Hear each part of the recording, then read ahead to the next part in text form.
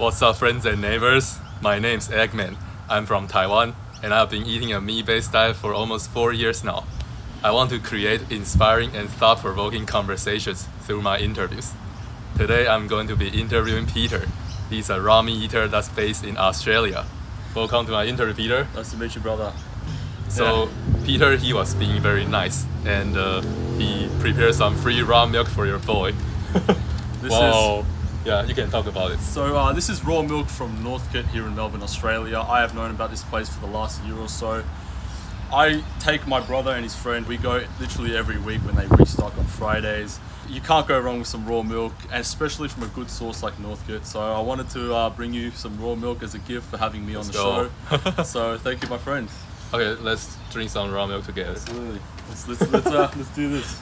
Cheers. Cheers. Let's go. Wow, it's very creamy. Very creamy. It sort of accumulates a little bit of butter at the start. So once you drink it, you really get that creaminess out of it. Do you guys want to come to the camera? Say what's up? Hey guys. Hey guys, how are you? We all got our raw milks here. Wow, raw milk gang. It's a raw milk gang, that's it. I feel like it's a little sour. Do you feel it? It starts off a little bit sour, but once you get to around here, I'm actually fermenting some at home at the moment, you know, like I like to make a little bit of kefir, a little bit of yogurt, you know, I'm Greek, so Greek yogurt in that case. Oh. And yeah, just as you keep drinking it, you'll notice it just becomes smoother and smoother, man.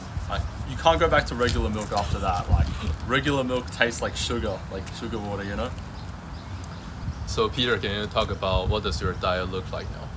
So my diet consists of, like, when I wake up, I'll start off the morning with some muscle meat. I like to have a little bit of mince. I like to whip up a nice tartare with some egg yolk on top, pasteurized, of course.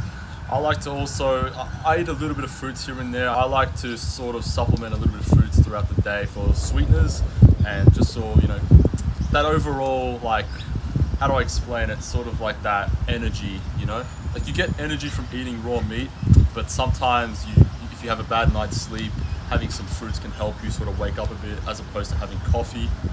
I don't really agree with coffee in the morning, but obviously in the mornings, raw meat, some egg yolks, and some fruit. And then after that, I will then eat my next meal later towards the night. I will have some organs, for example, some heart, some liver, some spleen.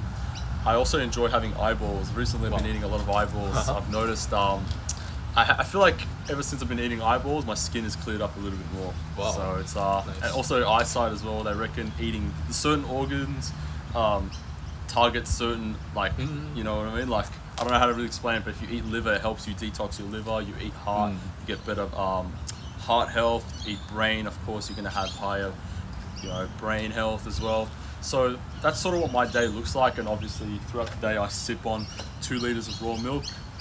I reckon it's a non-negotiable if you want to grow as much as possible throughout puberty. And then making sure you get a good night's sleep as well is always necessary. So that's usually my day of eating, you know? Okay. What kind of animals' eyeballs have you been eating? Ooh, I've been enjoying lamb recently. So lamb, you have tried like other animals' eyeballs?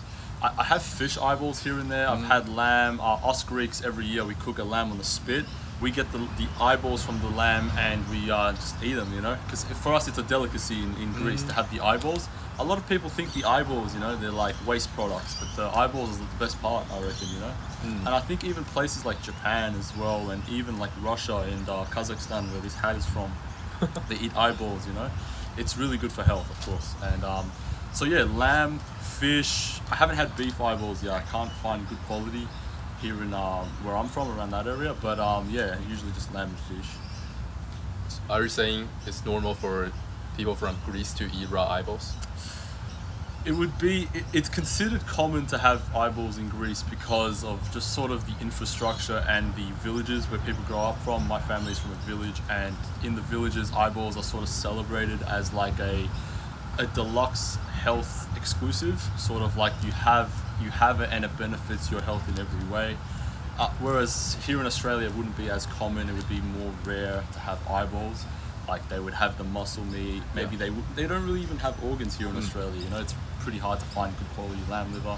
So I would say, yeah, it's pretty common where I'm from to have eyeballs. But like Yeah. people actually eat raw eyeballs. Raw eyeballs. What they do, they take the head of a lamb. Wow. They use Oh, like a I spoon. think I've seen that. And they could even like chuck it into like a smoothie or something. Oh. Like they would put it in like maybe some milk or some egg, and they would do like a eyeball supplement. You know what I mean? But my family especially likes to scoop it out and eat it with a spoon. You know, it's like very smooth and very like, how do you explain it? You can't really explain the taste. It's just very like soft, very soft, and also bone marrow as well. I like to chuck in some bone marrow for the day for some fats. Yeah, so you mentioned your grandpa passed away recently. Is it okay I talk about this in the interview? Sure. Yeah, because I think I can get into some good topics if I talk about it. Yeah, I'm not sure. It definitely depends on what happened. Yeah. No, it's all good. So like He was old, you know. It happens. But did he have any kind of sickness? he was actually a pro raw meat eater. He ate raw meat throughout his full youth. He passed away at 97 years old, which is considered old in this new era. A lot of people are eating a lot of garbage, and therefore they live maximum 70 to 80 years. He surpassed that age limit by consuming mostly raw food products, including raw milk, eggs, and I just obviously the wound being still fresh, it happened the other day. But he was very supportive of me doing it, and he wanted me to go on, and especially today to come here and to make sure that I spread the message, because it's not dangerous, it is beneficial, and it is important that us humans acknowledge and recognize that we should be consuming raw dairy, raw meat, and just overall a carnivorous diet. So yeah, it's sad, but you know, at the end of that, I feel relieved knowing that he supported this. He wanted me to come on and spread the message, and I will do just that. So, yeah. So did he receive any treatments? He was in our hospital the last 3 weeks of his life, in and out. So as a raw meat eater, I guess like most of the raw meat eaters are not that supportive of mainstream medicine. So yeah. what are your thoughts on the fact that he was like in the hospital? He didn't want to be there. The doctors, they sort of like, they slipped him things through the IV. The foods they were giving him were appalling. I just wanted to talk about this really quickly. The hospital food is disgusting. They feed you broccoli, they feed you toxins and anti-nutrients. It's almost like they want to kill you off a little bit quicker, you know what I mean? So I was appalled to see what they were trying to feed my grandpa, and he didn't really agree with medicine. He was anti-medicine. He believed food was medicine, and the stuff they were feeding him there, I noticed he was declining, and his health became more degenerative, and ultimately led to his passing, which is unfortunate. But I feel like definitely he was healthy for most of his life. I just sort of ended up having a little bit of cardiovascular issues just due to old age. But yeah, I was appalled to see what the doctors were feeding him in the hospital, you know. Do you think it would have been better if he didn't go to the hospital?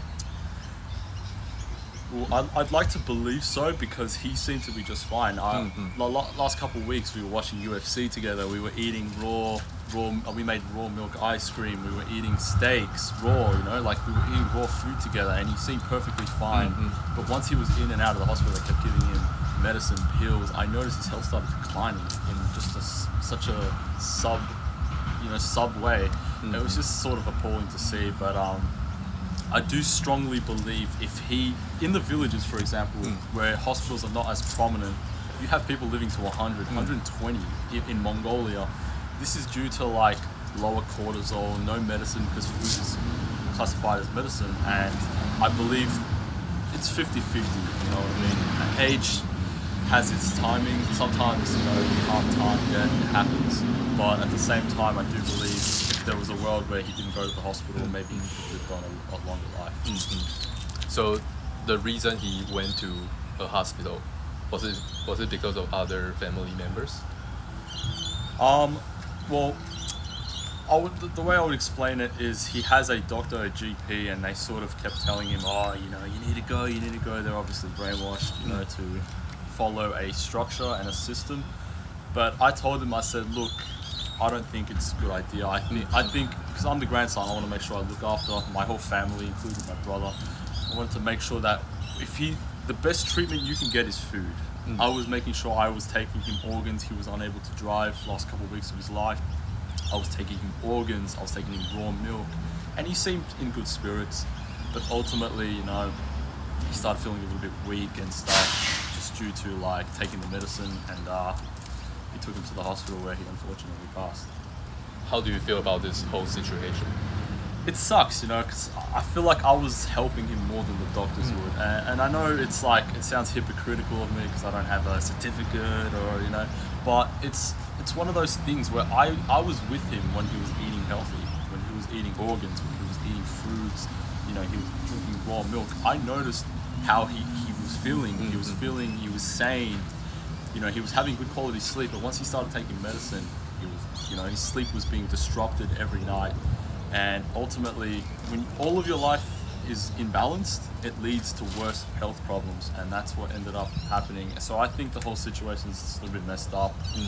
But you know, this has happened to many people in the world. I'm sure I'm not the only person whose families had a passing where they feel like they could have avoided it. But yeah, I'm just gonna do what I can do. I'm gonna come onto these platforms and speak the truth, tell everybody what the true way of eating is, and that is the primal diet.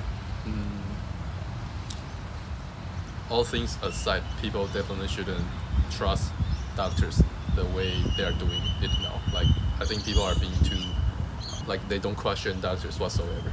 Yeah, absolutely. I feel like people see a doctor and they're like, oh, they know what they're saying. They know what they're saying. They're a doctor. You don't know what you're saying. You're the doctor. Like, I feel like it's common sense. Food is the real cure in the world, you know. Like, there's not really a country where medicine's gonna work better than food. You know, if you're getting the best quality meat and the best quality milk, etc., animal products, you are guaranteed to have longer longevity than, you know, people expect. Like, just look at different countries like Mongolia, where doctors are less prevalent. It is more village-based societies, and people are living longer lives, 120 years old, you know, and they look good at 120. So I believe doctors are the issue here, not the solution. But obviously, there's some doctors that are based. They like to incorporate raw meat into their diet. But that's very minute compared to the doctors we have here in Australia, mainly brainwashed people, you know. But yeah, man.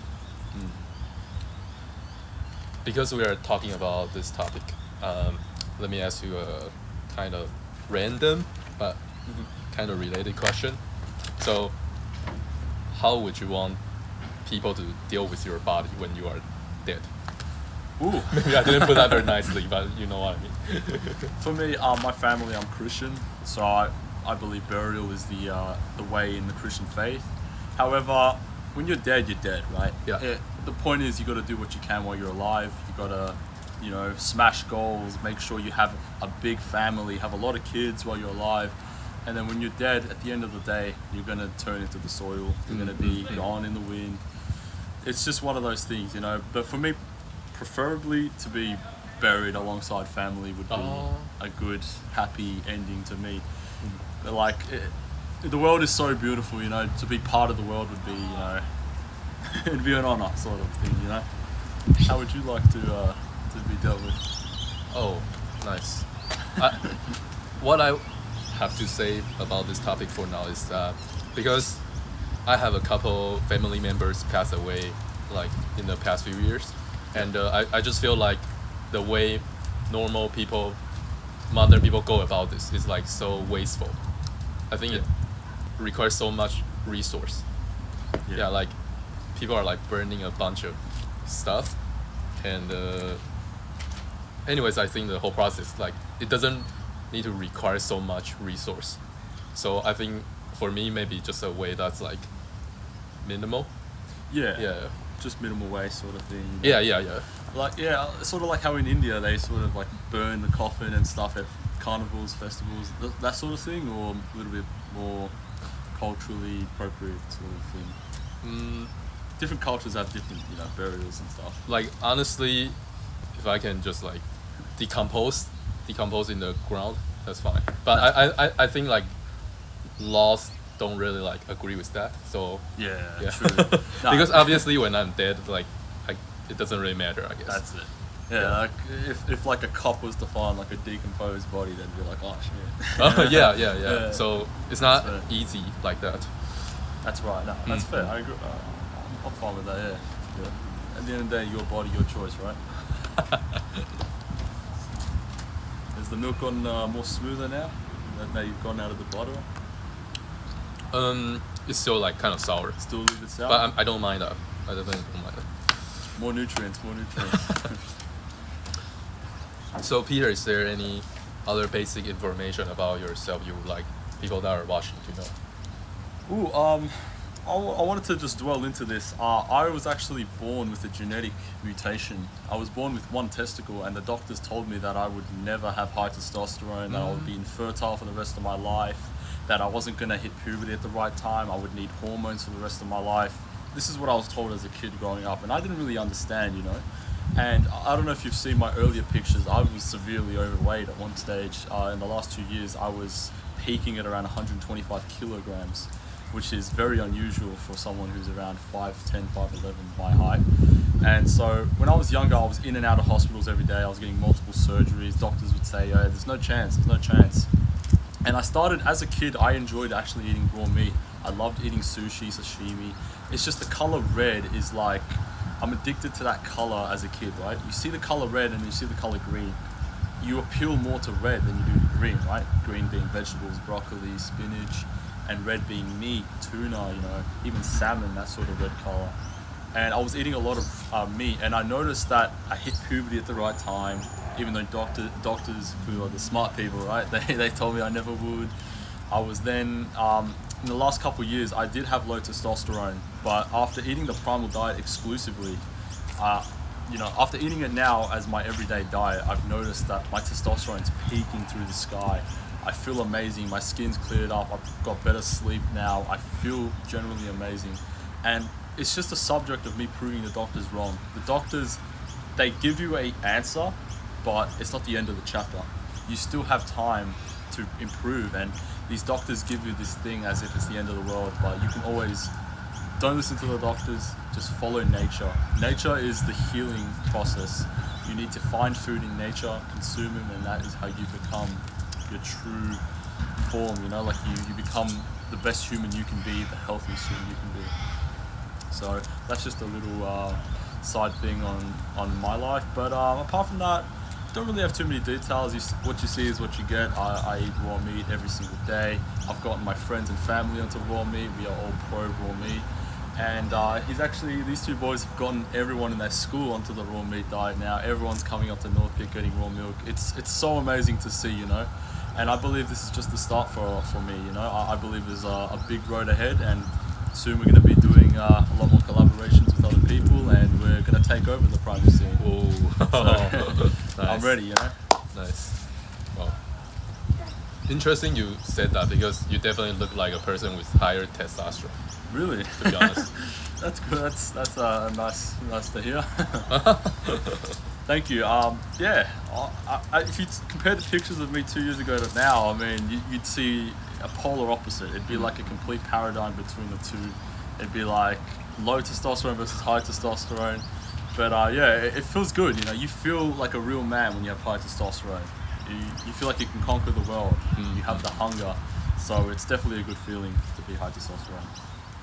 So what kind of surgery were you getting, like for the one testicle thing? So I was born with a condition called cryptorchidism, which is in the case of undescended testicles, or in my case, one testicle. So a lot of famous celebrities such as Bruce Lee, even Adolf Hitler, and even Logan Paul, these sort of people, were all, to say the least, had the same condition as myself. And it's basically where they do a keyhole surgery in your belly button and they try and descend the testicle into the scrotum. However, for me, the operation didn't end up going successful due to my weight at the time. I was a bit overweight, and therefore I ended up with one testicle, which is sad, but I use this as my inspiration to continue and to never quit, you know, and to also people who have two testicles in the world, if they ever making excuses, this is my cue to help them, you know. Remember that you have more than me. Utilize it and be what you can be, you know.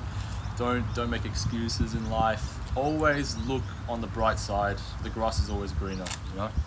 So that's just sort of my knowledge on that, and just wanted to help inspire the world a bit more from my story. Sounds good. Nice. That's a good story. I was thinking maybe there's nothing. Maybe this is like not appropriate to say, but because like doctors, they like to give you answers, so to speak. Yeah. But maybe there's not really anything wrong about having just one testicle. Yeah. But they want to label you as having problems. Yeah. I don't know. absolutely. That's like just a random thought. Absolutely. Yeah. So You know, they told because me. like what I'm trying to say is that I think the world is very big. Yeah. It's not that black and white. Yeah. So maybe it's actually better you only have one. I don't know. Like, Hey, I mean, if I look like test to you, maybe it's good. The doctors they yeah, but said. I'm not trying to like because I know you probably went through a lot of like challenges, so I'm not trying to not acknowledge that. Yeah, Nah, this is just like a random thought. I'm very headstrong, you know. For me, I can take jokes, all that stuff. For me, yeah. my whole life I've been copying jokes. You know, they'd be saying, "one nut victory royale." You know, Fortnite. They'd be saying back in school. They'd be like, "one nut victory royale." You know, they'd be saying jokes like that. I'm used to this stuff. For me, I laugh at it because if people, you know. If people really get offended by jokes, you're not a human being. You're weak. You know, if you really get offended, unless it's like overly offensive. But to me, I like making jokes with my friends and stuff. Like doctors told me I would have ADHD when I was younger, and I was just like, oh yeah, that's cool. Anyway, like I don't really mind, you know. But maybe you're right though. Maybe one testicle could be beneficial for me. We'll have to find out. Oh, I actually prepared some quail eggs. Do you want to eat shit. some? I can't find quail eggs anywhere. I would love to try a quail egg. Absolutely. I got this from a market called Pran. Oh, Paran Market. Yes, that's Yeah. right. There's a store called Eggs. An X. And I was actually going to buy emu eggs, but Really? they weren't selling it. Oh my god. the big ones, yeah. It's Emu not eggs. that this like this. Oh, it's like this. Like green egg. Wow. You guys want to try? Let's We're go. gonna slunk an egg together. Yeah. Let's go. But I don't know like what your standard is like because they didn't tell me how the eggs are raised. Well, can I take a look at those eggs? But I have eaten this raw, just Yeah. so you guys know. I would love to. For those who are watching, Yeah. quail eggs actually have a concentration of testosterone in them. So if you want higher test, you should be eating quail eggs. Absolutely. So, Okay, one sec.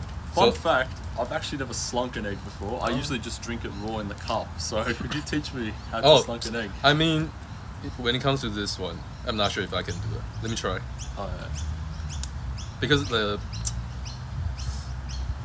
this one's a little tricky. Like it's harder to break this. It is, yeah.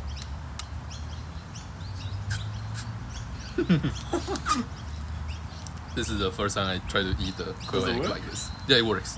But I think it will be pretty hard for beginners. It's pretty hard.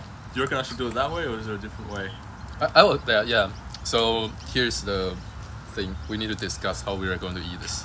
So, well, are you down to like eat it with the shell? Eat it with the shell? Yeah. Should I just do it? What about you guys? That's say whatever. Okay, I'm not- let's eat it with the shell. Alright. Do you guys want to come in front of the camera? Oh, no. We need to eat together at the same time. Yeah. Oh. So you guys can Okay. come here. Oh, Yeah, just like be in frame. shit.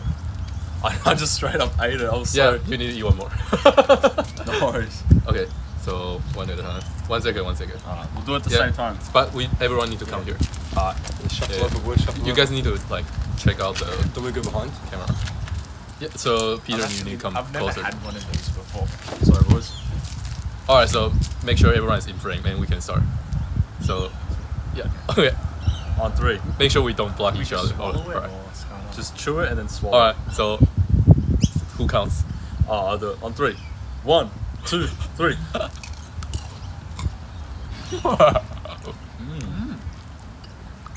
You know what?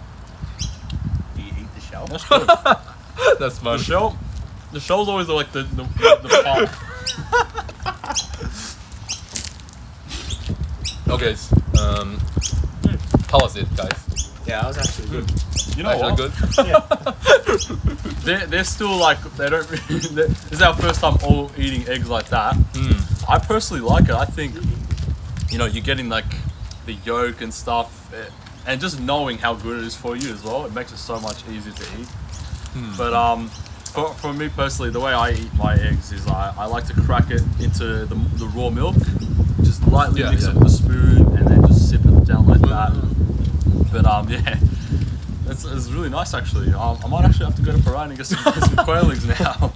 Nice. I'm interested. Nice. I honestly, I think that was probably one of the best ways to eat quail eggs because it's like so small. It's like bite absolutely. size, so you don't really need to open it. And you get the collagen as well from the shell. Yeah. So No many two benefits. tails. It's so good. So good. Appreciate it, man. Thank Nice. you. This is my downgrade version of like emu eggs. Yeah. They All of were it also combined selling makes an emu ostrich egg. eggs. Sorry? They were also selling ostrich eggs. Ostrich eggs. Yeah. Oh, my.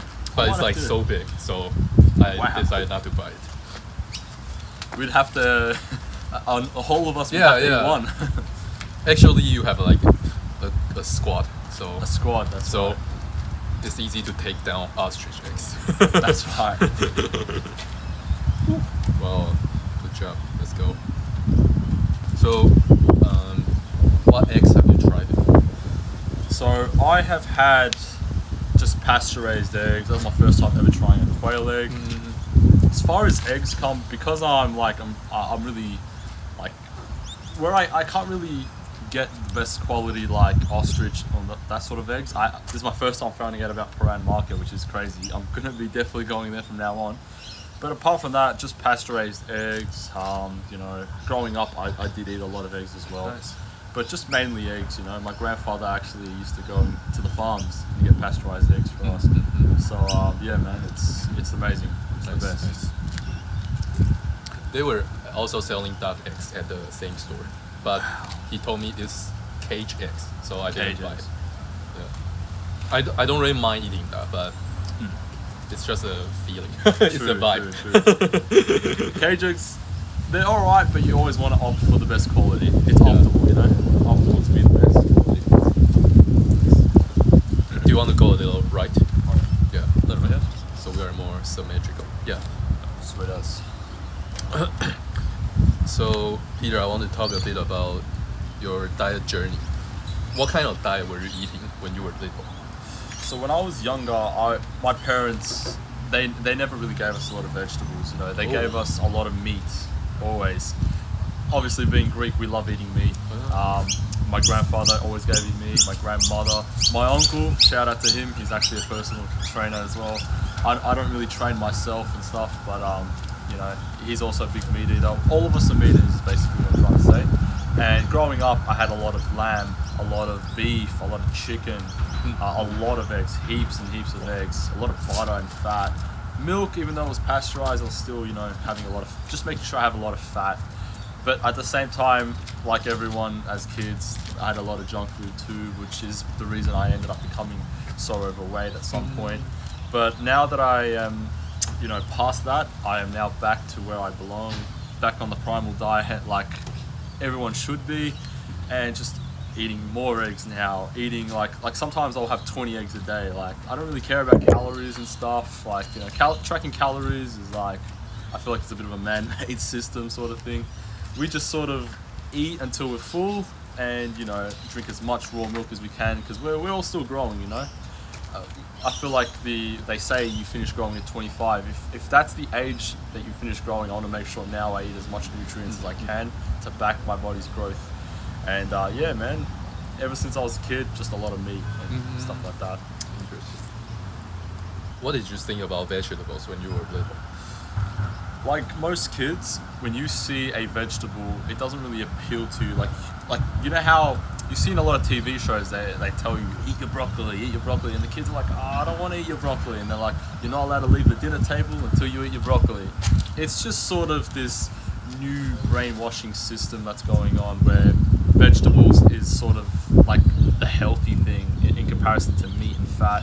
But my family, they didn't really see the need to have vegetables as part of our diet. We are Mediterranean, you know, like around that area, so they thought just more meat, more cheese. My dad's obviously a cheesemaker, he was bringing home a lot of cheese. We were just eating that sort of diet, but then the junk food on the side as well. But to answer your question, honestly, I didn't really like vegetables, and kids would always heckle me at school and say, "Where are your vegetables? Where are your vegetables? You need to eat vegetables." And I was sort of like, I just don't like them, you know. Like, I was more of a fruit guy to vegetables. But yeah. So you didn't have the pressure to eat vegetables when you were little, because that's like what a lot of people are going through.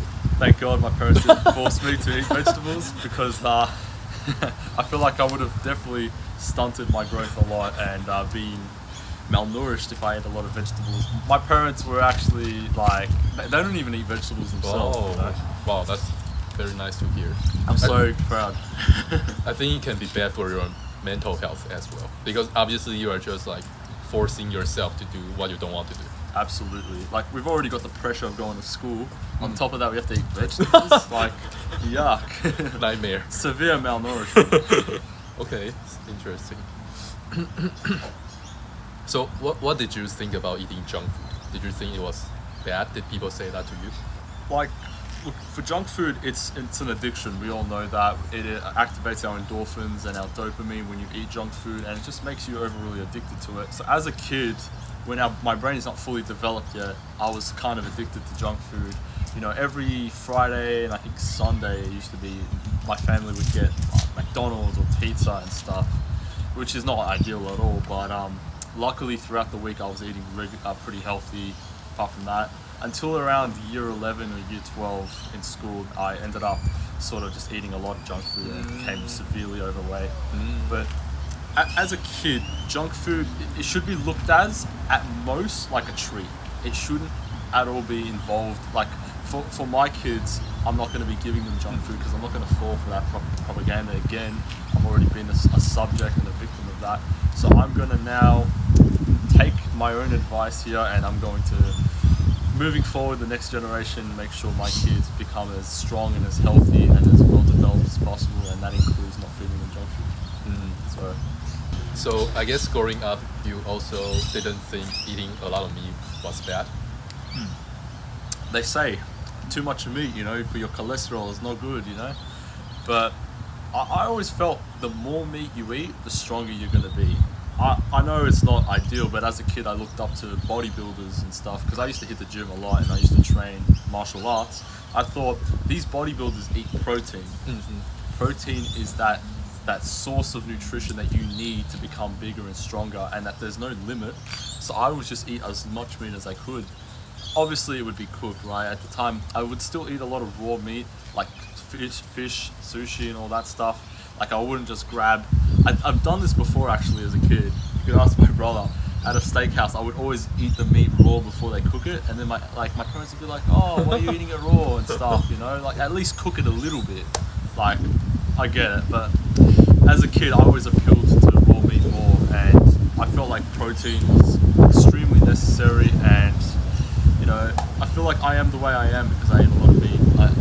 I feel like if I didn't eat as much meat, I would be a lot more fragile and weak. But I am the person I am today because I ate a lot of meat as a kid. I feel like I didn't So eat let me enough. kind of summarize. Basically, people kind of said you shouldn't eat too much meat, but you didn't really care. So, doctors everywhere throughout the world will tell you your cholesterol will spike if you eat too much meat. Yeah. My dad has these heart problems, as the doctors say, and they say no more eggs, no more meat, no more fat. You need to eat more veggies. It's complete nonsense. It is just so bad, like such bad advice from some people who are not even fully qualified to give that kind of advice anyway. I believe the more meat you eat, the better you are as a person, the better it is for your mental and physical health, and the better it is for nature as well if you are eating meat. You know, we are here to develop and to be the best, you know. Like, look at the warriors of the past. They all eat meat throughout nature. All the primals, our village people all ate meat, and look at how much more well developed they are compared to the people of today's society. Complete complete malnourishment, severe malnourishment. So yeah, doctors, to summarize it up, they just told me don't eat meat, and I'd be like, why not? Let's eat more meat. Oh, wow. I'll just pull out a tomahawk and just start eating it at home. It's like, yeah, I couldn't care less what they said. And I'm glad, Yeah. because I feel like my teeth as well developed a lot after eating meat, because you need to eat really tough fibers to develop your jaw as well. And if you're eating vegetables, you're not getting any of that. So yeah. Interesting. So what made you want to go from eating junk food and meat to eating a stricter primal or like raw meat diet? So, apart from the fact, like, when I used to go to a steakhouse, right, I would make sure I asked for blue steak always, and people would be like, oh, cook it a little bit more at least.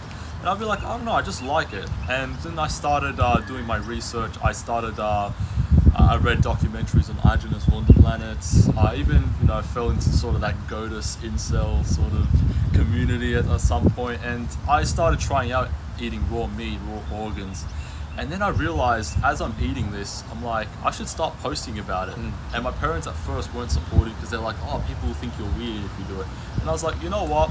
This is our natural diet, backed by many different studies, and it's just common sense to know that humans at some point did eat raw meat, and they still do in places like Mongolia, the Maasai tribes. And I was like, you know what? I don't really care what anyone thinks about me. I'm going to eat raw meat. I'm going to do what I do. And I noticed that there was a lot of people already doing it. I saw Mason Jinfu, who's actually here from Melbourne, Primal Marcus, shout out to him as well. And a lot of other primal creators on Instagram, TikTok. And I noticed, you know what? Why not? Why not start documenting this? Because I was already posting gym stuff while eating raw meat. So I was like, why not post more about raw meat? And I noticed that I could actually just do this now, and people are not going to be as harsh as I once thought they would be. A lot of people are actually quite supportive of the raw meat community, such as yourself as well. So yeah, it's good. It's good to start posting and to get more attraction towards raw meat. But why did you want to, I guess, search up about diet in the beginning? Did you have, because I guess for a lot of people, their health is at a very horrible state. They want to like do something about that. Yeah. Was that the case for you? Well, I did go to a lot of gyms. So when I was working in a barbershop, I was a barber last year, and I was working in a really stressful environment, and I noticed that I wasn't getting as much nutritional information as I thought I was, because at the time I was listening to sort of like my uncle and stuff. God bless him, but he eats a lot of cooked meat, like overcooked meat and stuff. And I thought, you know what, I'm gonna just do my research and start searching up the primal diet. And the more that Can I stop you? Yeah, let me ask you something. So, what kind of diet were you eating at that time? Like last at that year? time, oh man, it was pretty bad actually. Meat that was pretty overcooked, because I would do a lot of those meal preps. Because when I'm working, right, I didn't have time to prepare anything, right? This is early last year, late 2023, when I was still losing the weight. I was having protein shakes. It was probably the worst my diet has ever been ever. I noticed my testosterone was low. I did blood tests. I felt fatigued. I couldn't focus at work. And then once I started legitimately bringing raw meat to work, like my bosses, they gave me looks all the time, but they couldn't really do anything about it. They would give me these looks and be like, oh, that's satanic, disgusting. And I'll be like, how? It's our natural diet. Like, I crave raw meat when I'm at work as well. I would bring raw milk in this exact bottle to work. And I would do blood tests, because it would be my shop here, and then the doctors would be right up the road. I would go, I would submit my blood, I would get my test results back, and I'd be like, no way my testosterone has spiked that much. And obviously these numbers could be inaccurate sometimes, but I just feel a lot better. I feel a lot more whole and fulfilled. So I feel like my diet then and now is so much better, and it's just so much in the right direction than it once was. And I think this is evidence, if someone who posts every single day, who documents their journey, obviously has the hunger behind it, that is backed by testosterone. So I feel like all of this is just all testosterone based, and the diet is the reasoning behind that as well. So yeah. So let me kind of summarize. In the beginning, you were just eating your family style, so junk food and meat. And then I guess you want to lose weight, so you started to eat more like a gym bro. Yeah. So maybe some protein shakes. So like at work, I'd have to wake up really early. I wouldn't have time to prepare, so I would even go to like Woolworths, would be next door, and I get those meal-ready meals, you know, those like protein meals. I'd chuck it in the microwave, not knowing that I was leaching microplastics into my food. Everything was just going wrong at that time. I was losing the weight, but I didn't feel good. I didn't feel like I was... People view weight loss as once you lose the weight, you feel amazing. But if you're doing it incorrectly, you are destroying your hormones, you're destroying your gut microbiome, you're destroying your mental health as well. So I felt like something was off, and then once I started doing my research into adjuvant for the planet, even reading some books here and there about the raw primal diet, doing some research into villages, I knew that there was one exact diet that I could even relate to as a kid as eating raw meat here and there. I was like, you know what? I'm going to go back to those roots, and I started doing it, and here we are today. I feel like champions here. So how long ago was that? This was late 2023, about up to, I'd say, May 2024, when I started eating that horrible protein shake diet. And then you start to eat a primal diet. Started eating the primal diet. I was still hitting the gym as well, just a little side note, while eating the primal diet, which I think gym is okay in moderation. I think it's not something, I was doing it, so I would wake up, go to work, stressful day during work, then go to the gym, stress my body out even more. It was just the worst of the worst. I actually had insomnia for about a year. I couldn't sleep at all whatsoever. And the primal diet actually cured that of myself. I feel so much better. I get such good quality sleep now. It's just worse. And then once I started getting onto the primal diet, it was just one straight road to clarity and to feeling better. And being where I am now, looking back at it, if someone's in the same position as I am, I wish I could tell them, you know, that this is what I did differently, and this is what you should do. And for those who don't even agree with the primal diet, I feel like they should understand that cooking meat less is just self-explanatory. It's gonna have more nutrients, right? Interesting. So obviously you were definitely somewhat afraid of raw meat when you were little. So what made you stop having that kind of fear? So I would say, as far as raw meat, I wasn't really scared of like beef and like fish. It was more so chicken, because you know how they would say, oh, chicken, salmonella, E. coli. And to overcome that fear, I never really had a fear to begin with, but I have tried raw chicken recently. In the last 6-7 months, I've had raw chicken, and my fear, the way I fixed that fear factor was I was like, I had the chicken, I'd be like, let's just try it. If we get sick, you get sick. I ate it, never got sick, and I'm like, okay, these doctors are full of shit. Sorry for the swearing, by the way. I was like, these doctors are full of crap, and I was like, yeah, there's no way you're getting sick from this diet at all. And in fact, now I'm doing like chicken ceviches, I'm doing fish ceviches, and I have no fear of the raw meat diet whatsoever.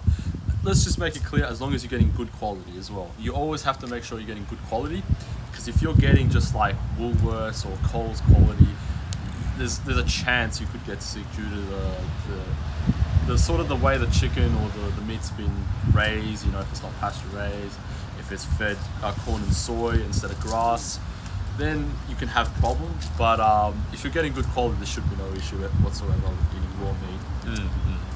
Yeah, I like how you approach that, like, because a lot of the times people are just like thinking and they're so afraid. But if you actually just like look at a piece of raw meat in front of you, I guess it's not that scary, right? It isn't, yeah. Yeah, like I'm looking at it, I'm like licking my lips on. And just take a bite out of it, and I was like, you know what, this isn't so bad. As a matter of fact, it tastes better. Bodybuilders overcook their chicken and it becomes dry, and you know, like, you want to have some moisture to it. I feel like raw chicken is so nice. It's so underrated as well. Shout out to Mason, he got me onto the raw chicken. Convinced me to hop onto that, so yeah. Is he in Australia now? I believe he's in Queensland at the moment. I spoke to him recently. I think he might be with like Primal Marcus and some of those other Primal creators. But he's a big inspiration to me. He helped me get over the, not really fear, but just like the issue with chicken. But yeah, he's a very big inspiration to me, and I want to say big ups to him. Yeah, Nice. legend. He told me about Terra Madre as well, so Oh, thank you. wow, that's awesome. What do you have to say to people that are saying that, oh, bacteria are parasites? We are literally made of bacteria. Us human beings are bacteria formed into atoms.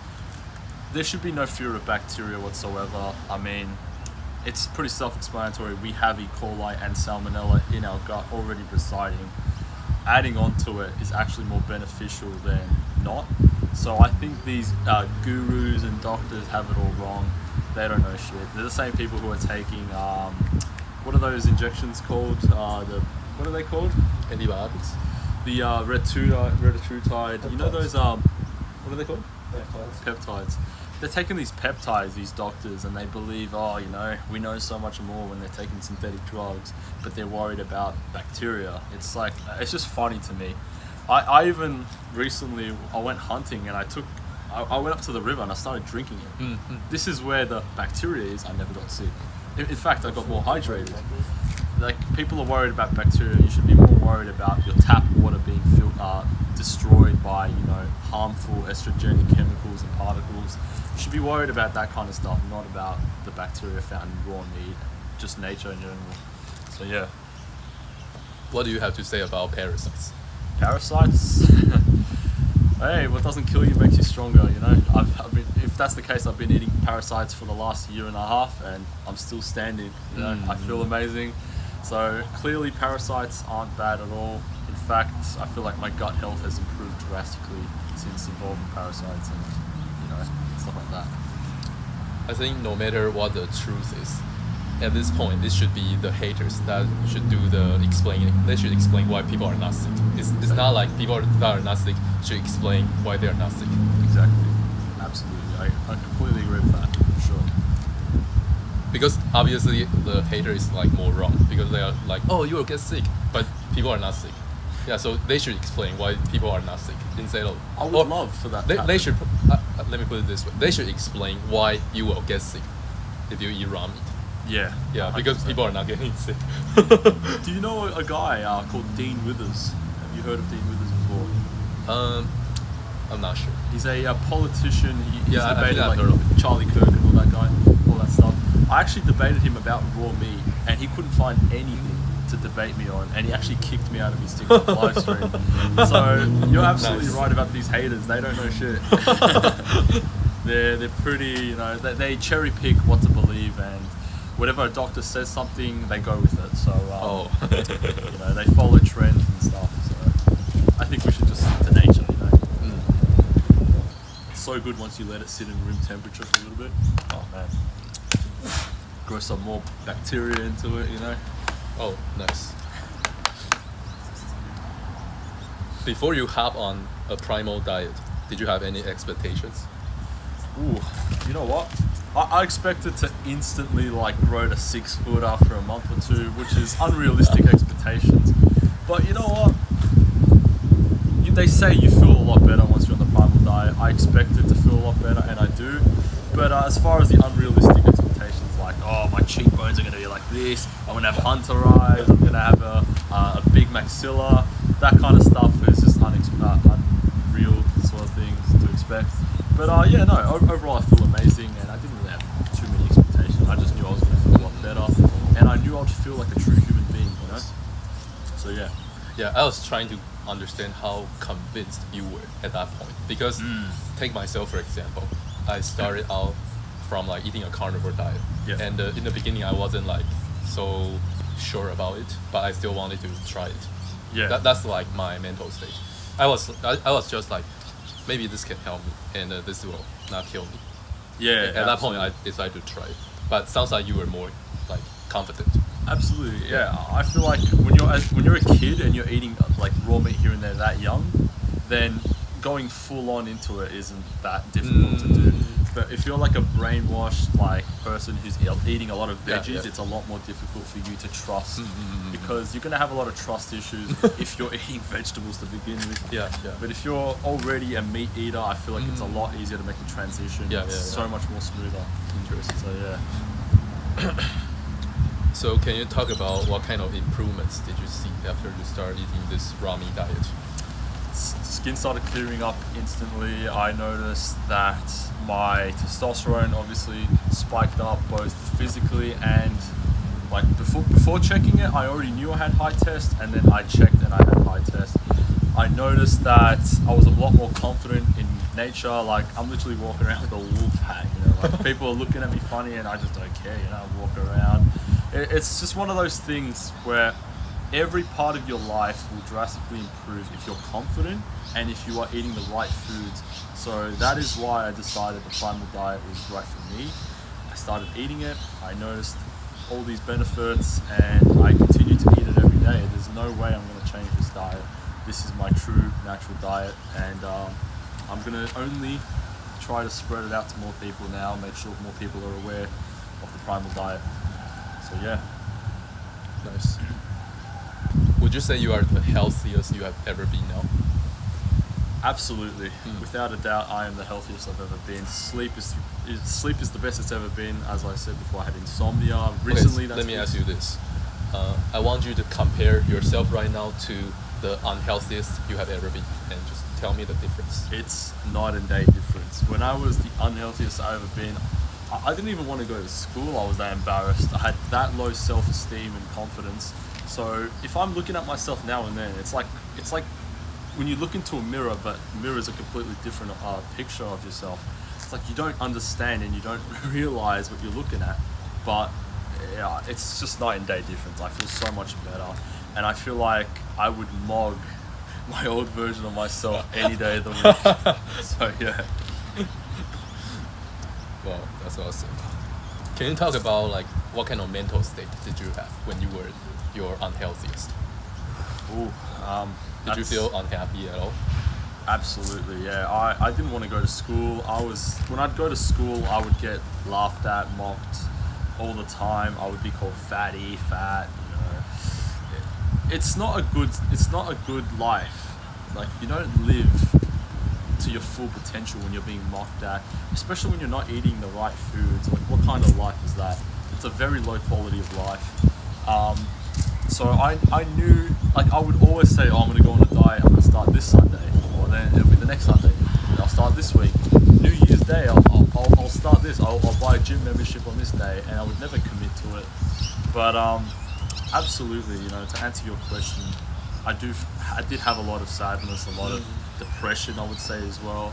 I didn't want to go out, I didn't want to talk to anyone. My family would even notice that I was, you know, a little bit more self-conscious. I wouldn't leave my room and play games all day long. But now, all I want to do is go out. You know, I want to go out. I want to meet new people. I want to talk to girls. You know, I want to do all that sort of stuff like a true man should. So night and day difference, man. Night and day. That's very nice to hear. Thank you. To hear nice. that another human being is like doing better. Thank you so much, sir. Really appreciate it, man. It was a dark time, for sure. Wow. So one of my questions was, knowing what you know now, what are some things you wish you wouldn't have done? Wish I wouldn't have done. I wish I never had protein shakes ever. I had the worst gut problems when I was working. It was so hard because I'm there cutting hair and I'd get stomach aches all the time. I feel like I stunted a lot of my growth around 17, 18 years old. It's like I'm 19 now. Those would have been the peak years of my life. I really do wish I could go back and I could have eaten raw meat a lot earlier. Just had more consciousness around what I was doing and eating at that time. But you know what? Everything happens for a reason. It's better to have happened now than to happen later. And I just want to thank, you know, my grandfather as well, who passed away, God bless him. He's made me more aware of this diet before he passed, and he even helped buy me the products for this diet. He would buy me meat and eggs all the time. So just big thanks to him as well. God bless him. But yeah, man, to answer that question, I really wish I could go back and just do this a lot earlier. But everyone has that regret in life sometimes, you know. Everyone wants to go back and undo things, and sometimes you just got to go with the flow, and we got to live in the now, you know, in the present. Just just a quick fun fact. I haven't had water in 8 months. I've been drinking strictly fat and raw milk. So for the people watching this interview, I wanted to advise you guys that water dehydrates you. It doesn't actually hydrate you like people expect. It has no minerals. All the minerals found in water has been destroyed. So if you want true, like, to be satiated and hydrated, you need to be drinking a lot of raw milk and even some fruit juices here and there. So yeah, man. Just wanted to put that one in there. Aside from raw milk, what other like drinks have you been drinking? Drinks. I like to drink the egg yolks with my milk, which is obviously that's going to be in the milk. But I like coconut water too, as long as it's good quality. Coconut water is really nice. Pomegranate juice, always great. Like I said, I try not to have too much fruits. I just sort of like sprinkle them in here and there. But when I do, it's going to be fruit juices most of the time, and it's going to be fresh, like fresh orange juice, watermelon juice. But I try to keep it like animal fat, you know, like raw milk, and that's it really. So would it be fair to say your main source of hydration is raw milk? Absolutely, 100% undeniable. Raw milk is my number one source of hydration. When I run out of raw milk, I'm like, it sucks. It sucks. So I guess you always bring a bottle of raw milk with you, right? Because obviously, if you are out and you have this kind of philosophy, you need raw milk. Absolutely. And stuff. Like if the boys want to go for a coffee, I bring my raw milk with me, and I go to Chadstone, you know, get some raw fish, and I'm just walking around with my raw milk, and people are like, they're probably looking at me like, oh, this guy's carrying milk around. I'm carrying what hydrates me around, not just any milk. So it's like, yeah. Then again, you know, like people think I do it for clicks and reviews. I do it because it hydrates me. You know, I don't care what anyone thinks about me. You know. So if someone wants to incorporate raw meat into their diet, but they're not sure what kind of meat they should buy, what kind of advice would you give them? I would always go for red meat. I think red meat is the most nutrient-dense food on the planet, and I would always make sure you're getting grass-fed. Just always make sure if you're going to eat meat raw, go to the butcher shop, a trusted butcher shop. Make sure you are getting the best quality meat. If you want to also drink blood, I would say that I drink blood, but I haven't been able to find like a bucket full of blood from my butcher. So what I would do is I'd get like liver, and I'd get the blood from the liver and like sort of squirt it into my raw milk as well. Because I know a lot of these primal guys, they drink blood, but I haven't been able to find a good source of blood yet. But to answer that question, simply just go to your butcher, make sure you ask questions, don't be afraid. Ask your butcher, is this grass-fed? Is it antibiotic-free? Is it hormone-free? And if you are getting good vibes, go ahead, buy some meat. You know, buy a lot of meat, take it home, eat it raw. And that's the key to living, you know, it's fine living we have here. And lucky we're in Australia, most animals here are grass-fed as well, so that's amazing. It's an amazing thing. What do you have to say to people that are still afraid of the meat you were talking about? I would say they want to try eating a raw meat diet, or they want to try eating raw meat in their diet, and they bought the meat you were talking about, but they can't like eat it. They're like afraid to eat Yeah. it. Yeah, I would just say do your research as well. Like, try and watch a lot of primal YouTubers, primal influencers. Maybe that will give you the motivation to do that. I know when it came to raw chicken, Mason was actually the guy who motivated me behind that. So do that, and also look at all these high-end restaurants. They're selling tartare, you are getting carpaccio, you are getting sushi from Asian restaurants, and so and such. Just take that logic and try and prepare yourself a dish. If you have to, lightly sear something as well. Like, say you want to eat a raw steak eventually, what you could do is you could give it a light sear, just have your steak warm on the outside and cold on the inside. You could do something like that, you know. That's how I started as well. I also ended up doing some of those dishes. I would make my own tartare at home. So I advise everyone to just go out, make sure you are aware that you are getting good quality meat, be fully conscious, and go home and start preparing, you know, prepare different meals. Sometimes you can do it this way, sometimes you can do it that way. That's the thing with raw dieting. You can do so many different ways, you know. It's such a expandable diet. Like, there's no ending to it. Nice.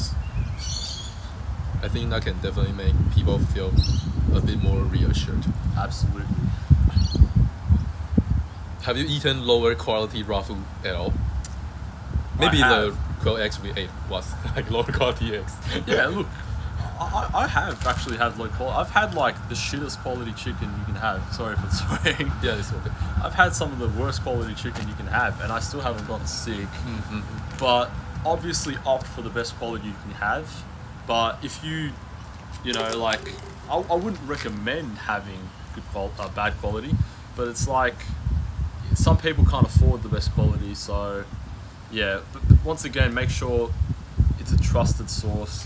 Otherwise, cook it if it's going to be bad quality. It's like I'm all behind eating it raw if it's the best quality, but if it's like you don't know, then it's always better safe than sorry, you know.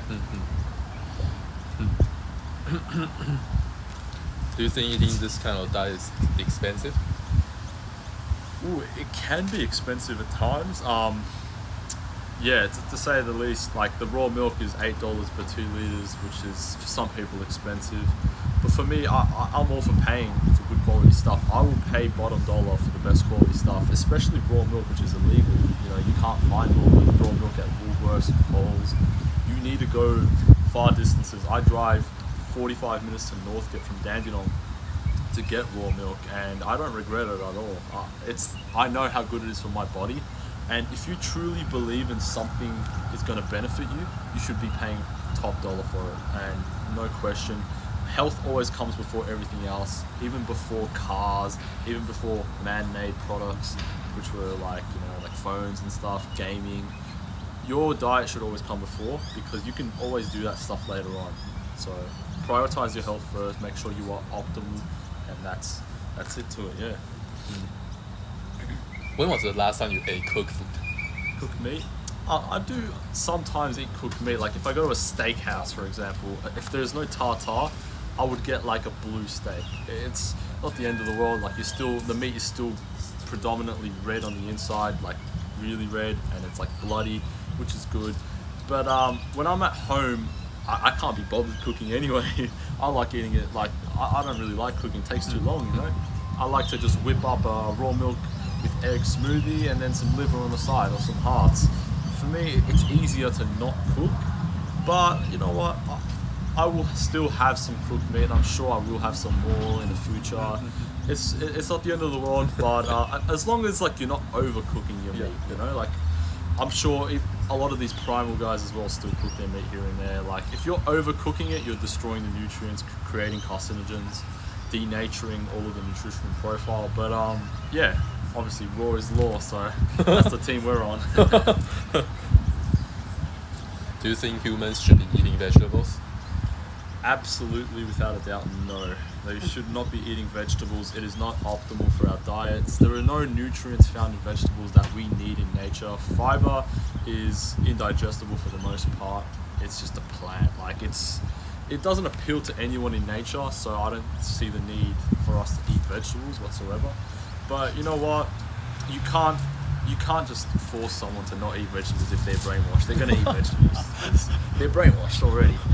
But yeah, especially if you're eating vegetables from the store where they're sprayed with oxalates and isocides, it's just toxic food basically. So I don't feel the need to eat vegetables. I think if you're going to eat anything, eat fruit. I feel like fruit's a lot better, even though most fruits are still sprayed with toxic chemicals. If you can get like some watermelon or like mango, things that are not on the dirty dozen, then I feel like you can, you know, you'll thrive. But vegetables, without a doubt, not necessarily. Yeah, so it sounds like you are not that religious about eating raw meat, so it's not that hard for you to like eat out, right? Yeah, I mean, in religion, people say like eating raw meat is satanic, like the blood and stuff that you see in these Hollywood movies. They correlate eating raw meat with like Satan and vampires and stuff. I think religion aside, raw meat is good. It's good for you, so therefore religion doesn't have any implications to it. If food is good for you, then that's it. Like, you know what I mean? Religion has no say in what you eat. It's God, because I'm Christian, right? God only cares if you're a healthy, good-willed person who doesn't sin.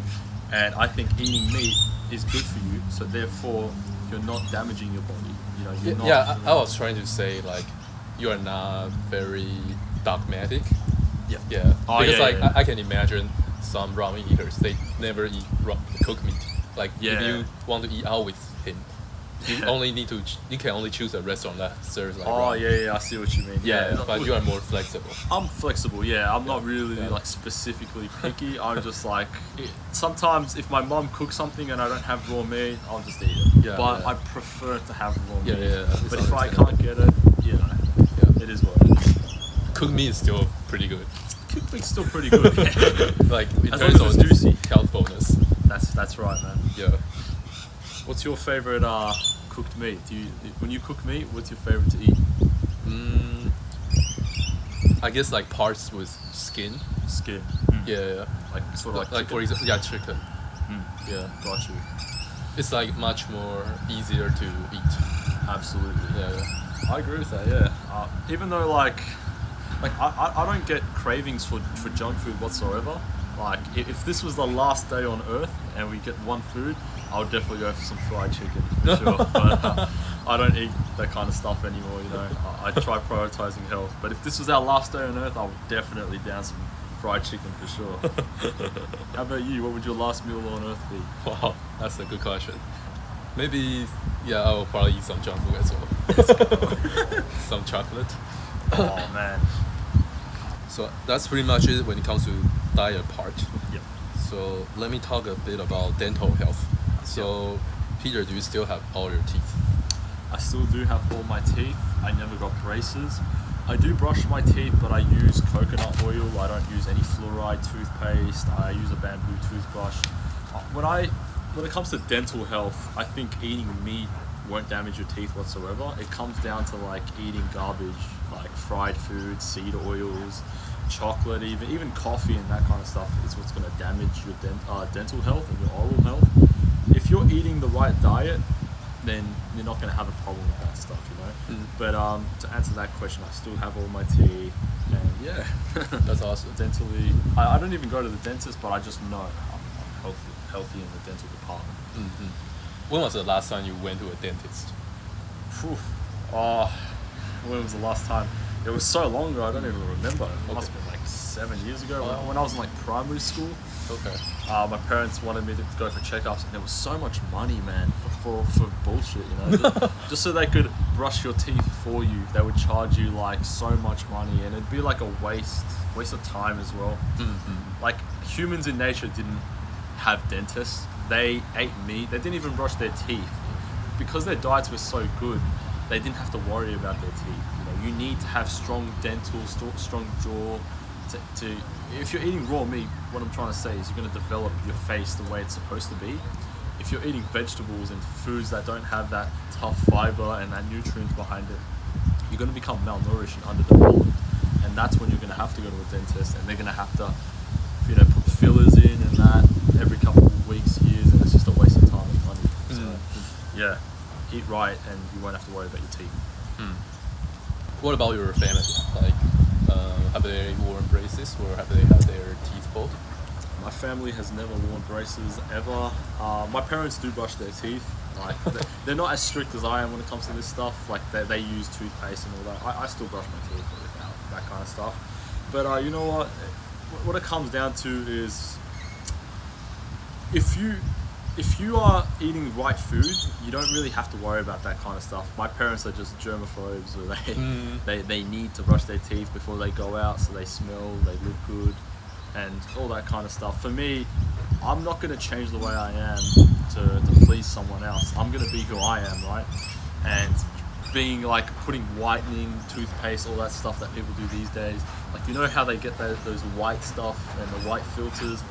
That's just a sign of low self-esteem. That's like, yeah, it's ridiculous. Like no one in nature worries about that stuff, so neither should I. But my family, they're all pretty, you know, dentally correct, I'd say.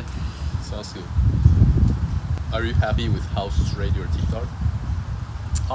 I've never really looked at it like that. I mean, there's a lot of looks maxing people who want, you know, straight teeth. They want all that stuff. for me, my teeth are pretty good. Like I haven't noticed any pain in my teeth. I haven't noticed any discoloration in my teeth. I brush my teeth every day with coconut oil. You know, I put on like beef tallow on my face, on my beard. It's like if you're putting things that are found in nature into your body, you're not going to have a problem, you know. So when it comes to my teeth, I'm pretty happy the way they are. I never like had any teeth problems where I had to go to a dentist. Everything was pretty self-explanatory and solved through natural tactics such as eating more meat, you know, eating a lot more nutrients, and yeah, no problems for me. What are your thoughts on the fact that I guess a lot of modern people, they need to have their teeth pulled or they have crooked teeth? Yeah, look, that's all diet-based in my opinion. I think a lot of people have, they have this like, if your teeth aren't straight, you gotta take them out or you gotta put braces in. It's just like a waste of money in my opinion. People, like, if people want to do it, go ahead. I'm not gonna tell anyone to do anything they don't want to do. Stick to what you believe in, but I believe that it's a waste of time and money. Just stick to natural, you know, products such as bamboo toothbrushes and that kind of stuff. And that's all you really need dentally. If you're eating raw meat, food that doesn't have any carcinogens in it, like when you overcook meat, you're destroying it and you're putting carcinogens, and then maybe perhaps eating that could also damage your dental health. You never really know, you know. So I wouldn't really even trust a doctor's word on anything either. Doctors have been shown to be false a lot of times, so I just sort of go with the flow. And yeah, if people want to do it, go ahead. But I don't think it's necessary, you know. I mean, I guess in a perfect world, that's just not going to happen. People are going to have like straight, perfect teeth. Yeah, absolutely. That's like what our society should focus on. Because right now, people are focusing on just treating the symptoms. Yeah. If you've got tooth pains, there's got to be an underlying issue to what you're eating, right? If you're eating a lot of sugar, right, like processed sugar, it's going to damage your teeth, your hormones. It's more than just your teeth. And I think if you have crooked teeth, it's due to being malnourished or underdeveloped. Your teeth should realistically be straight with your natural growth pattern. And if you are eating the right foods throughout puberty, there's no excuse. There should be no reason why you're going to have, you know, dysfunctional teeth. So yeah, honestly, yeah, it's sort of the same thing with nature. If you eat right, you're going to develop right, you're going to grow right, your teeth are going to grow in the right way. You're not going to need to go to the dentist for fillers and all that stuff, because then you're chucking thousands of dollars down the drain, which could be going to raw meat and raw milk, you know. So yeah, always prioritize your diet over dental, whatever a dentist will tell you, you know. Also, going to doctors just like it's not that effective. So yeah, I would argue going to a doctor could do more bad than good. Such as going to my grandfather. He was a pretty healthy, happy man who went to the doctors and steadily declined in health. It's one of those things. Like, I even have friends who their grandparents as well were perfectly fine. They would have an incident, go to the doctor, and they would end up passing away, unfortunately. I think going to the hospital sometimes could be looked at as a death sentence. So yeah, always, like, it's going to be pretty repetitive, but at the end of the day, if you focus on what nature has to offer, everything found in nature is the answer to your problems. It's not the block in the way, it's the solution, you know. So these doctors believe some fake medicine that was created in the lab is going to help you more than natural food. It's just delusion, in my opinion. So yeah, wish the sun was out a little bit more, you know. Get that vitamin D. do you feel cold? K. Huh? Do you feel cold? Nah. For me, I've got the hat on. It's like I feel nice and warm, you know. It's summer, not the summer we asked for. I want to talk a bit about the topic we were talking about, because take my girlfriend for example. I think she has had 3 of her teeth pulled. Yeah. And honestly, I'm pretty pissed about that. Like, I think a lot of people, their body is like the way it is, but it's like damaged by mainstream medicine. Like, it's so common that this happens. Yeah. So especially like when this happens to my loved ones, like I'm pretty upset about it. But I guess I came across my girlfriend too late. Yeah, because like obviously if I met her earlier, I would definitely have, I guess, informed her about this. Yeah, absolutely. Yeah, so that's what I have to say about it. It's like people are so okay with getting their body part chopped off. Like, what's going on? Oh yeah, there's a whole different subject on that when it comes to like transgenders and all that.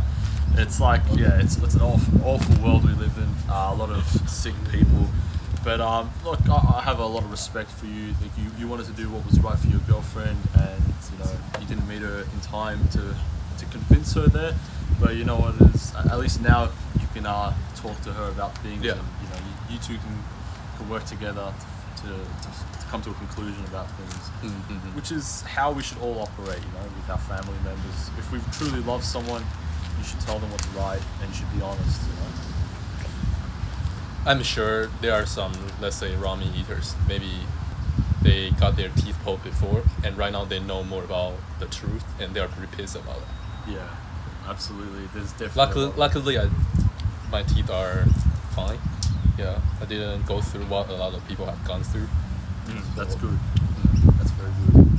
So I guess I'm kind of sorry for people that went through something that's unchangeable. Yeah, no, absolutely. No, it's a good question, man. Honestly, I never really thought about that actually. I always knew dental health was important. Like if for eating meat, right, you need strong teeth.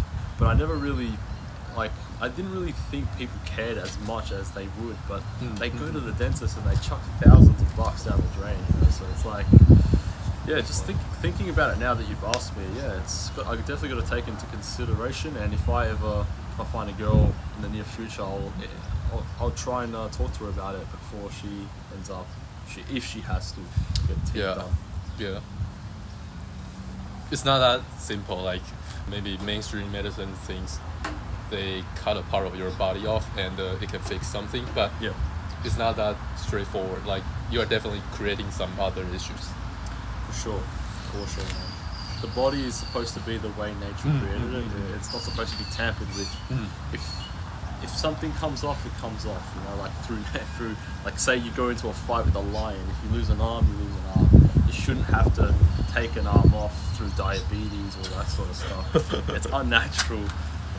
If you're a healthy human being, you don't need to take or remove anything. Yeah. Doctors just tell you that because they want money. So how many times have you hunted before? I've been hunting really regularly lately. I've been hunting a lot. I enjoy the sport of hunting. It is obviously the original sport in this world, hunting. It's tiring and it's very rewarding as well. When you complete a successful hunt and you go home with food for your family, there's no better feeling than that. Even when you go fishing, same thing.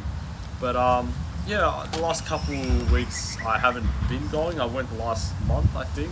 But I think the weather just hasn't been as great for deer hunting. I think it's more fishing weather lately.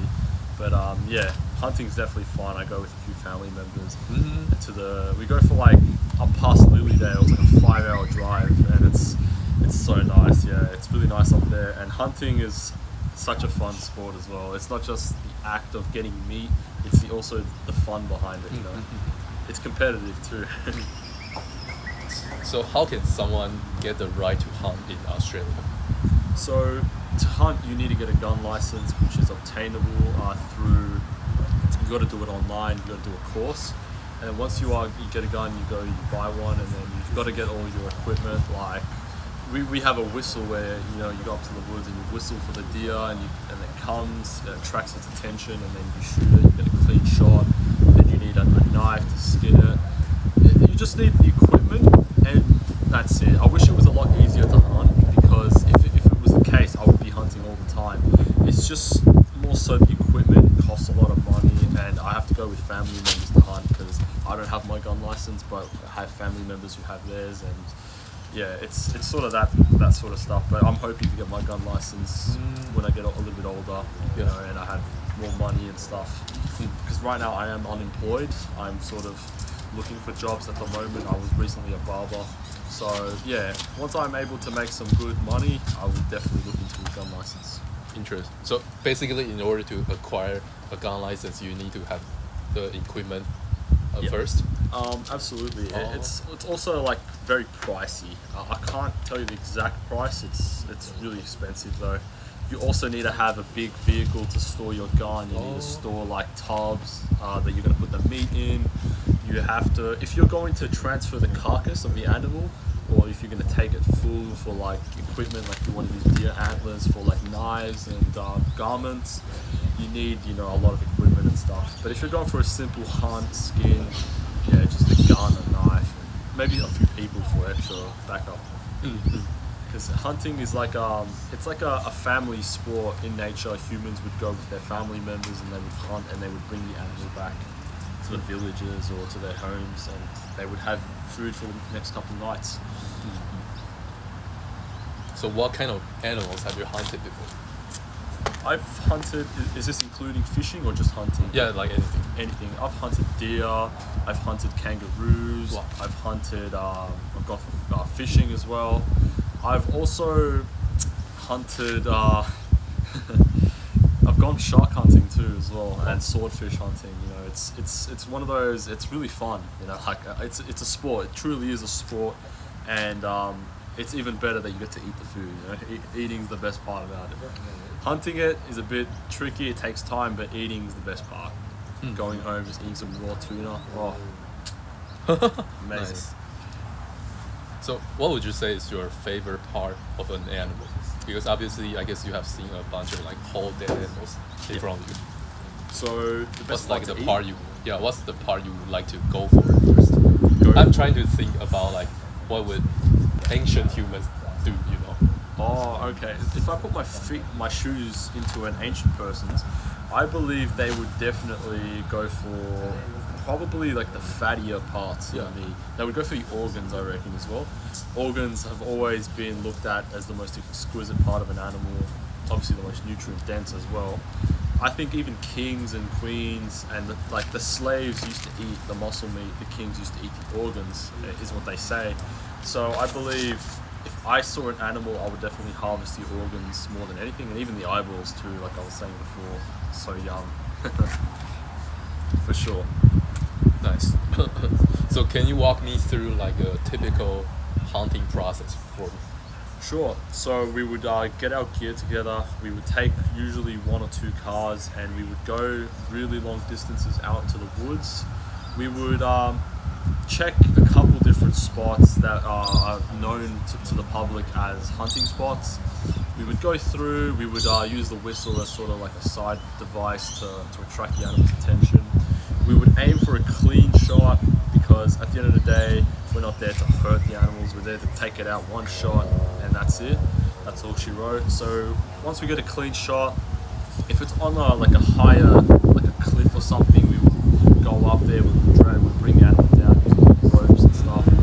We would either skin it there, or we would skin it by a river so we can clean it out. You know, clean out some of the stuff. I like to harvest the blood for myself because that's the only way I can get the blood. I can't get it from butchers. I like to harvest a bit of blood for myself. And I've done this before. I like to skin it and eat like a piece of the organ while it's still warm as well. I don't know, people will look at me weird for that. They're like, oh, you're eating it right after you kill it. But I think it's the most natural thing you can do, you know? And it's so fresh as well. But that's typically the process, and then you come home with plenty of food and your family's happy. It's so rewarding, for sure. So do you always go hunting with your own family? Because I Absolutely. can imagine like if you go hunting with some other people, it's kind of hard to see who gets what, you know? Yeah, absolutely. I go with my own family because I'm a bit greedy. I like to get all the good stuff, you know. And if I go with someone else, you know, we got to split it, and I want to make sure my family gets the best stuff. So we go with our family, you know, and we make sure we are getting the best quality products, you know. We even sometimes use like the skin and the antlers. I'm not a tool maker myself, but we know people that can make hunting knives with deer antlers. And I just think the whole aspect of hunting is really cool, you know. It's like, it's more than just the meat. You can also harvest the animal fully to create, you know, items and stuff and craft things. It's so cool. It's really cool. I can imagine it can definitely like teach you a lot of things. Yeah, I haven't gone hunting before. Absolutely, yeah. So, would you say you are mainly eating like game meat? Gamey? Game meat. Gain meat. Yeah. Yeah. Because I guess like every time you successfully hunt an animal, that can last a long time, right? Because yeah. of all the meat. Yeah, absolutely. Yeah, absolutely. I'm always making sure I eat meat, game meat as well. It's probably one of the best quality. It's wild caught as well. Yeah. If any animal is wild caught, it means it's eating its natural diet. It's not farmed, right? So always making sure the gamier the meat is, the better. And obviously, if you can't afford to go hunting, then you got to go farm raised, grass fed.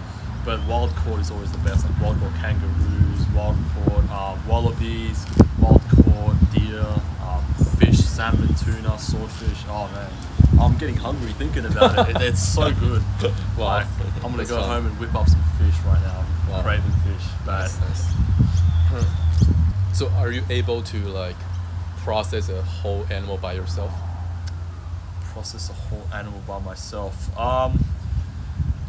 I would say yes and no. Like when it comes to skinning, I've been taught how to do it. Yeah. But when it comes to like distributing what goes where and all that stuff, like I still need to learn with time because our ancestors obviously when they would take their kids with them hunting and show them how to do it, and then it would be passing of the generation. So I believe the more I go, the more I will learn, and yeah. So Sort who's of the fun. best in your family in terms of this? The best was my grandfather, Oh wow. but I think my dad's the next best. Wow, interesting. Yeah. Wow. And then hopefully me after that. Yeah, sounds good. One day. Wow. So, I'm like a visitor. Yep. If I go with someone with a gun license, can I hunt with those people? Absolutely, man. Oh. Absolutely. If I ever had my gun license, if you ever find yourself here in Melbourne again, let's go hunting. Wow, not? that's epic. It'd be an honor to go hunting together. Wow, nice. That could be a really cool video, by Yeah, the for way. sure. That'd be a sick video. But like, because I don't have a gun license, can I like shoot an animal? Yeah, absolutely. I'd have to teach I you. wonder how that works. On my first time shooting. I mean, like in terms of the loss. The last, yeah. I'll put it this way. The first time I ever shot a gun, Yeah. I was like cocky because I played video games. I'm like, I could shoot. Bam! I blew up my shoulder. Wow. It was a pretty weird first learning experience. But I could definitely show you how to use a gun Wow. and how to skin. And I feel Wow. like, would you like to learn how to hunt yourself? I mean, I would like to, I guess, experience the process. But Yeah. I guess it doesn't matter that much to me if I am capable of doing that. If that makes sense, because obviously I can just like get meat easily nowadays. Absolutely, yeah. I get where you're coming from for sure. Yeah. There's nothing better than just eating the meat, but if you have the abilities to go hunt it, why not? Even though it is pretty far of a drive and not everyone can be bothered going. Yeah. I just enjoy. It's so rewarding that I don't mind driving 5 hours. Yeah. That's interesting. Wow. So in terms of the hunting trips you have gone on, do you think they can be dangerous at all? There could always be some sort of danger, sort of like. Let me raise this. Like, I feel like when you were like talking about your experience, I was thinking maybe some other groups of hunters can like accidentally hurt you guys. Can that be? like sort of like. Can that be possible? What's the word for it? Like side fire or whatever the word is. Like when you're caught in the wildfire, that sort of thing. Not really. I think we pick a specific time to go where most people could be wrapping up. Like my dad finishes work at 2 p.m. and that's where we'd go, and we'd come home at like 10. Yeah, so it'd be like we come home really late and we're out really late. Most people usually finish hunting at around that time while we're there starting. But as far as actual danger, there's no danger from the animals, I don't think. I think the only real danger is like if you slip and shoot yourself, which only an idiot could. If you're holding a gun, you gotta know what you're capable of. Yeah. Or if you like fall off a cliff. But Wow. danger is, it's really easy. I'd argue there's more danger in a gym than there is hunting. Interesting. You could be benching and you drop the weight. It's like, yeah. That's an interesting point. Like, I definitely have thought about this. Like, people are so afraid of eating raw meat because Yeah. maybe it can be potentially dangerous. But people are completely fine with going to the gym. But it can Absolutely. definitely be dangerous. Like, For sure. I always Yeah. see footages of people like having some horrible incidents at gyms. But people Man. still think going to the gym is like just going to the gym. Yeah, absolutely. But There's if you actually- tell them you eat raw meat, they will freak out. You tell them you eat raw meat, they'll be like, "Oh, no way, no way." You tell them you can die in a gym, they'll be like, "No way," until it happens. Yeah. Like, there was actually a video on Twitter the other day. Some guy dropped the weight on his chest and he actually died. So it's more common than people realize. You Yeah, know? yeah. It's a very big possibility. But even if you show footages of that to people are still not going to be afraid of going to the gym because yeah, that's just people's perception. Like Yeah. a lot of times it's just people's, I guess, beliefs. They believe this is dangerous. They believe this is not. So it is just what it is. But if we take a look at the truth, maybe it's not like their beliefs. I like to call these type of people sheeple. They're like sheeps, you know. Like they hear that the gym is good, so they just go. They just do everything they're told, like slaves. And yeah, it's just that type of. It could also potentially be religious beliefs as well. That the gym is it's safe, it's safe.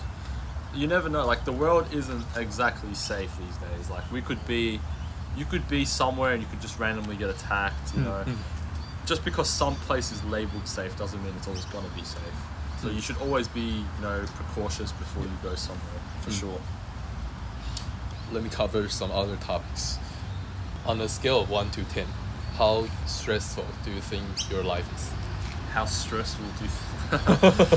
Well, honestly, I've got a pretty low cortisol life. I believe my life is. I've got to take these guys around, got to pick them up from school and stuff. Sometimes that causes a bit of stress. But apart from that, I'd say we have a pretty low stress lifestyle. I do the most things I enjoy in life is just going, getting raw meat, catching up with friends, eating food, sitting in the sun. It's a pretty low stress life. I think stress really comes when you take life like extremely seriously. If you think, if you're scared of things, right? If you're scared and you go to the dentist, you do stuff like that, you're putting all these like random stresses on your life. Like honestly, just stick to the basics. Enjoy your life. If you work, get some money, go buy some good quality food, eat good quality food, and you'll have a low stress life, man. If you sleep as well, sleep well, get plenty of sunlight, and that's all you need in life, man. Do you want to become rich? Rich. Oof. That would be nice. It'd be really nice to be rich. I mean, if I could click my fingers and be rich, I would do it in a heartbeat. But for me, being rich isn't going and buying a bunch of Lamborghinis, a bunch of man-made products. For me, being rich is being like healthy. Health is wealth to me. I feel like if health was a form of wealth, I would be a billionaire because I feel like I'm the best I've ever been. I'm so much better than I was at this point in my life in 2023 than do I am now. So that's a big evolution in my health, and I definitely feel a lot healthier now. So that's what being rich is like to me. But if I could definitely be physically rich with money, that'd be great too. But hopefully one day, I could move to like somewhere where there's a lot of good quality food, like I don't know, like Thailand or Bali, one of those places. How can people be scared of raw milk? How? It's so good. So ideally, what would you like to do for a living? For a living, Yeah. I would like to help coach people into a specific lifestyle, such as the primal diet. And I know there's a lot of people onto it, but I believe also really believing that, like, giving a story like my story can really help tell someone's opinion towards a diet. Whether it's just like, if you were just a random person saying, "Oh, eat raw meat. This is the benefit." They might do it, but they won't be as opposed to it as if someone gives a story such as myself, where I was counted out by the doctors. I think my last question was, ideally, what would you like to do for a living? Do for a living. So- I would love to spread the word of the primal diet. I would love to coach people into beginning the primal diet, and for those who are already into the primal diet, I would love to help them acknowledge how to grow during the primal diet, for example, development, if they're still in puberty. Say you already eat raw meat, but you don't know like some techniques or some foods that are like unknown to you that can help you with growth, such as colostrum and raw milk. I would like to help people find where in their location they can find raw milk. Like for example, here in Melbourne, Terra Madre is that one place we all go to. If they're in Sydney, they may not know where to go. I can help them with that sort of stuff. I can help them find local farms. I can help them with their dieting. I can help them, eat, like show them ways to make raw meat, like prepare raw meat. And even if someone's like a beginner, if they've never had raw meat before, how to slowly go from eating overcooked meat to slowly cooking it less, and to eventually becoming raw, primal.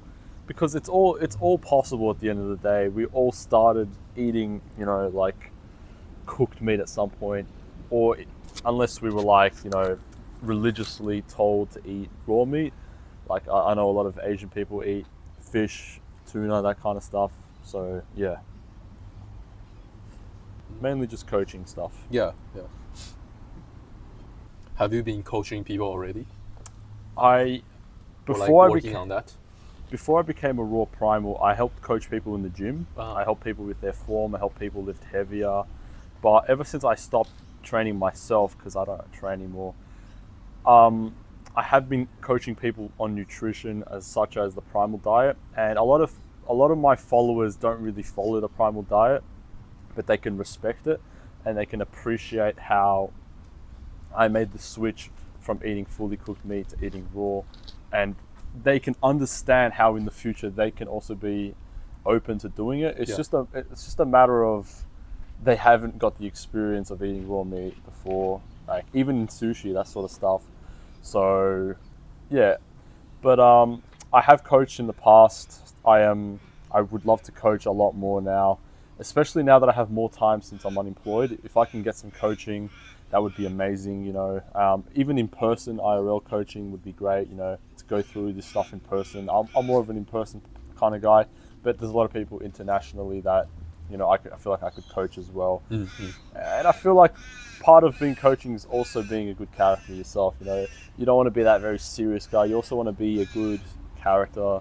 You want to make sure that you are the kind of person that someone wants to be coached by. And I feel like I can be that kind of guy, to show people not to just eat well, but to go out into nature, to go out and to show full confidence, to not care what other people think. It's more to it than just dieting. But to answer your question, yes, I would like to coach sometime. Yeah. So Peter, can you share what are your goals? My goals? Ooh. So right now, my goals is to get a job, obviously, to make sure I have some revenue, some income coming in, because it's going to help fund my raw eating. But apart from that, my goals is next year is going to be a big year for me. I'm going to really make sure I take off next year, start uploading more YouTube videos, start doing more TikToks, more collaborations, more interviews, hopefully a lot more coaching, and hopefully to open more people into the raw primal diet, because I believe this is just the start for me. This is just the beginning. There's a big road ahead of me, and I believe that road is only going to be possible if I also work hard and I try and promote it as much as possible. That will then open the possibilities to more coaching, more YouTube videos, people actually watching the videos as well. So just endless possibilities to come with hard work, and I believe those are my goals for next year. Nice. What do you look for when you are looking for a job? When I'm looking for a job, at the moment, I'm looking for something that fits within my timeline. Like a lot of people, when they look for jobs, they just take whatever they can get, and some of them can involve working in a warehouse where it can be potentially stressful to you, carrying heavy equipment, waking up extremely early, or in factories, you're getting hazardous chemicals, you're getting like toxins and stuff. So for me, I would like to find a job that fits within my timeline, so then I could come home, I could coach someone, or I could, go for a walk, I could prepare some raw food, I could still go and collect some raw milk and stuff. Something that fits within that timeline is ideal for me. So yeah, I was actually looking at a job working at Ozpost, which is a good paying job, and if I can get that job, that would be golden. But till then, I'm gonna work as hard as I can on videos. Gonna do a lot of TikTok live streams and collaborations. So yeah. Nice. Does it matter a lot if the job is like outdoors or indoors? If it's To you? outdoors, I look at it as like a positive thing because I can get more sunlight. Yeah. And sunlight's like I feel like a lot of people are scared of the sun, and that's why they like to work indoors. I endorse the sun, so I would like to work outside in the sun in nature. That'd be ideal. But if I do end up getting an indoors job, I will try my best on break and in the morning before that to get as much sunlight as I can. It just sort of obstructs my ability to get sunlight, but that's fine with me as long as it's like a good paying job. Yeah. You know, I've got to make some sacrifices, but yeah, you know. So I guess right now the main things you look for are like, I guess, flexibility and pay. Absolutely, yeah. Do you care about enjoyment? Ooh, I mean, when it comes to future jobs, if coaching can become my full-time job, that's my enjoyment, my source of enjoyment. But for right now, at 19 years old, still at the beginning of this primal journey into coaching and all that, I don't expect to find a lot of enjoyment. I expect to find a lot of hard work ahead of me. But at the end of the day, not everyone has an easy road. No one's got an easy life. People have had to work hard before, and I don't expect anything different. So I'm open and I'm willing to work as hard as possible, and to even go through some high cortisol moments. I expect it. But yeah, man, ultimately, if I can get this coaching gig for next year, more videos, more live streams, more collabs, that's the absolute end goal, and I would be absolutely blessed to do that. Nice. Good luck with that. Thank you. Do you have any like people you kind of look up to that have a similar business? I look up to Mason? Marcus, a lot of these primal guys who have got a big following. You can clearly tell they've worked hard towards it. They make endless videos every day. They have good editing software. I even look up to you yourself. You know, you are a guy who is very consistently uploading. You're always hungry to interview people, and I respect that kind of admiration. And I seek that same sort of attitude when it comes to my sort of stuff as well. So at the end of the day, I don't really have a specific role model. It's just sort of the same people in the same field as me, and that includes you, Marcus, Mason, etc. So yeah, man. Interesting. Well, I like how you think that everyone has worked hard before, because I guess some people, they don't really have this kind of mindset. Yeah, I've noticed that, yeah.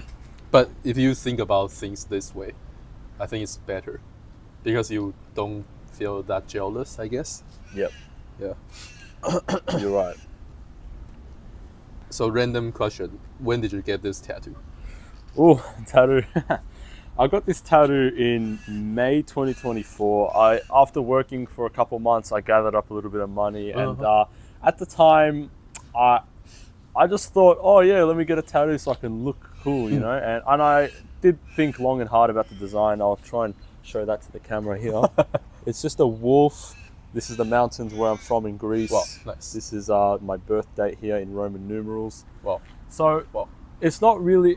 It's more of just like, I don't know. It's just sort of a design that I've decided to put on my body for the rest of my life, and I fully understood what I was going to get before I did it. Looking back at it now as someone who's trying to like ascend, I really wish I took it more into consideration if I really wanted a tattoo. I don't really regret it. It's just more so I wish I maybe got it later on in life. While I'm young now, I want to show more of my youth, but it's on my body now and it's probably going to stay there for the rest of my life. So I've just got to embrace it, man. And yeah, I've got to focus on the things that actually matter, like my health on the inside, because a tattoo is just a tattoo at the end of the day. It's an accessory. But yeah, man, it's Do you cool think design. it's unhealthy? Tattoos. I mean, the idea of injecting ink into your body isn't exactly healthy, but at the time I didn't know any better. Yeah. I was pretty brainwashed considering. So I believe, if I could go back in time, I wouldn't have done it. But now that I've got it, you know, I don't feel unhealthy. I just feel like maybe I made a bit of a mistake in my life. But a lot of people make mistakes in their lives, and you know, it is what it is. But I still get a lot of compliments from it, so I guess that's the big upside to it. Like every time, I used to go into the McDonald's drive-through, get a coffee before work, and the chicks in there would be like, "Oh, nice tattoo." So it's like, I don't know. It's kind Doesn't of hurt. it's kind of cool, you know. Yeah. There's pros and cons. Nice, nice. I definitely think getting tattoos is not that, like, you can argue that this is not healthy, but it's not that unhealthy, I guess. Like For sure. there are many more unhealthy things that people commonly do, I guess. For Of course. example, like what we were talking about, like getting your teeth removed. I think that's definitely more Definitely unhealthy. worse. For sure. And then there are like the things like smoking, alcohol, you know, like gym. The things that you think are healthy but are destroying your body. I didn't really take getting a tattoo into consideration as an unhealthy thing. I just thought, oh yeah, it's like a design on my body. But then I've heard that there could be some health implications, but I haven't noticed anything, so I think we're good. My Okay. testosterone's still high, so Yeah. that's good.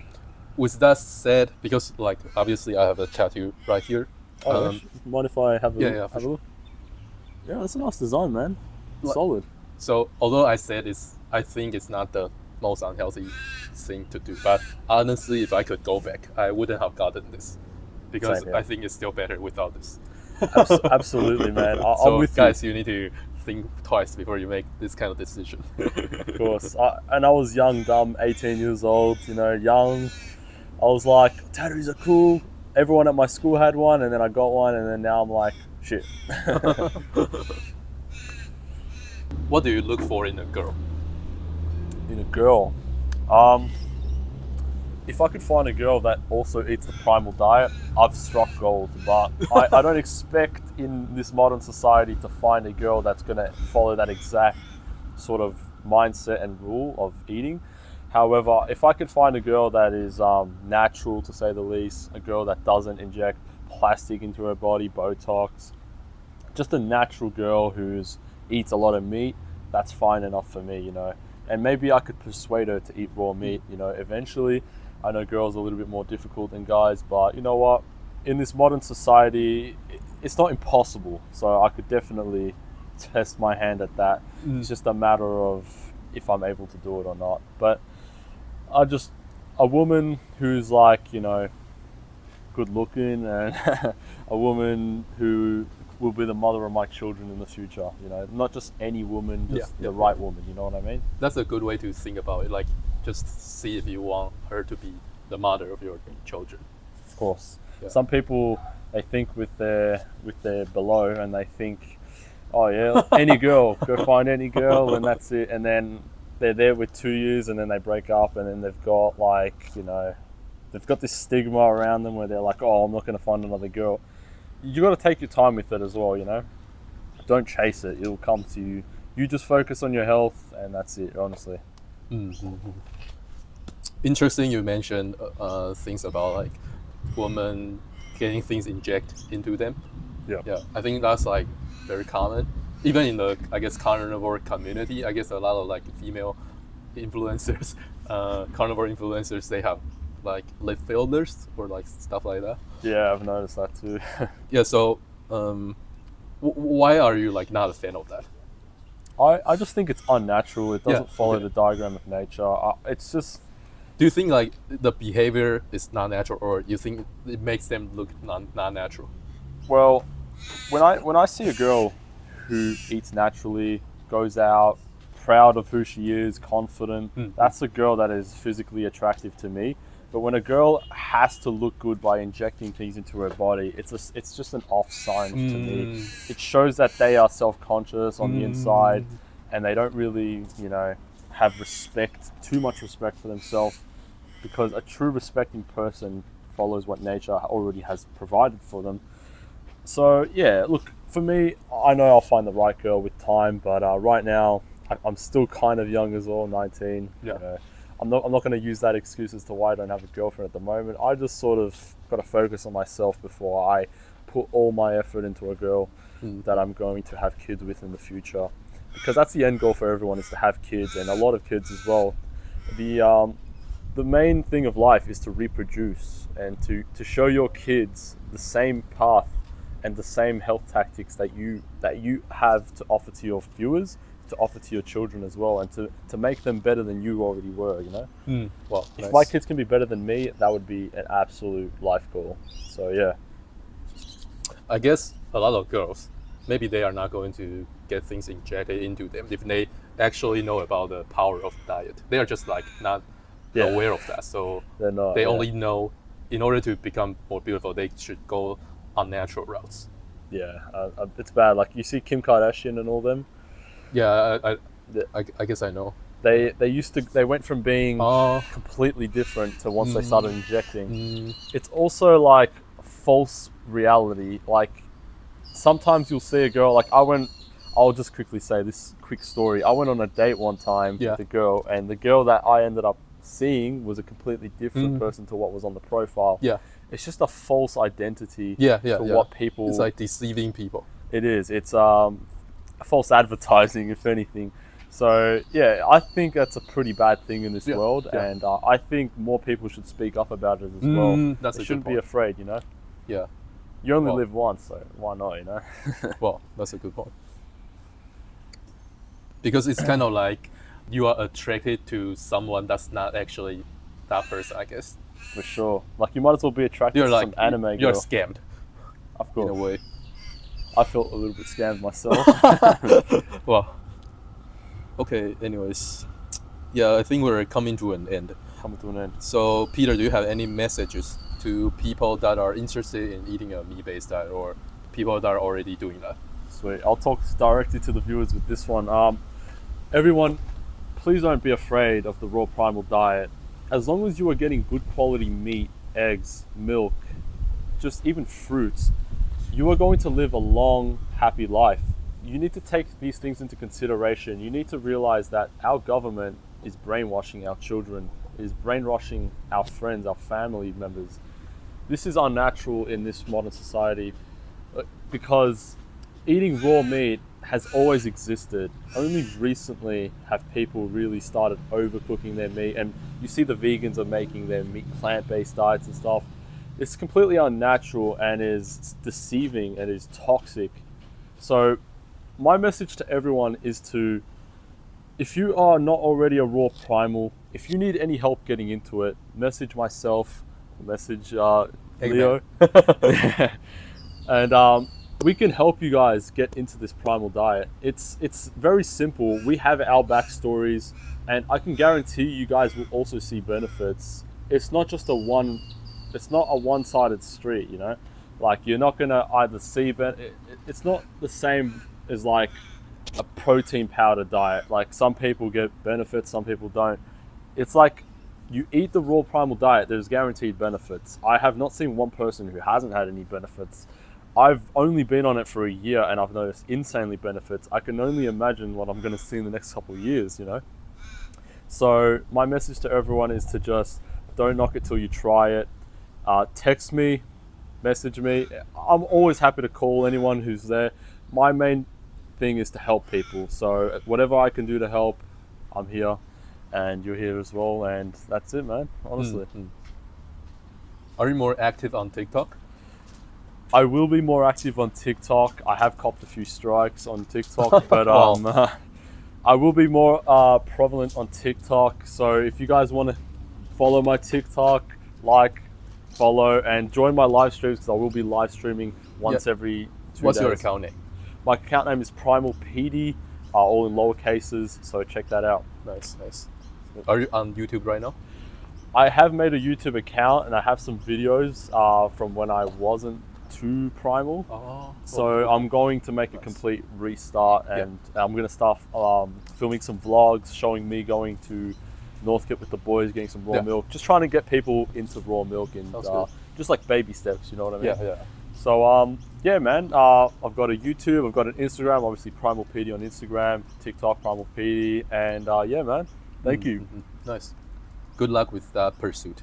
Appreciate it. And thank you for coming on, Peter. Thank you, my brother. I appreciate it, man. And stay tuned. We are not here to take part. We are here to take over. So let's get it. Yeah, so for those that are listening, if you enjoy this kind of conversation, go check out my previous interviews. if you feel like I asked some good questions, yeah, you can find some other good questions in my other interviews. Sweet as. See you guys.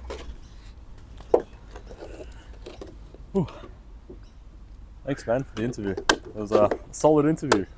I'm happy with that. Nice. Some really good questions as well. I was actually like surprised with some of the questions. I was like kind of like the ones about your goals and stuff. It was like Oh, really good questions. yeah. Because I had Some of those questions can be kind of hard. it's hard because Yeah. I didn't really expect them. I had to like if I did I would have like rehearsed Yeah, them yeah, at yeah, home. yeah. I just That's sort of off the understandable. bat. And it's like my first real interview Yeah. like for these type of things. So I'm still a little bit camera shy. Oh, But with time I reckon I'll improve on that stuff, you know? yeah. I try not to prepare too hard questions. Like Yeah. my questions are on the casual side, For sure, yeah. but sometimes casual questions can be hard.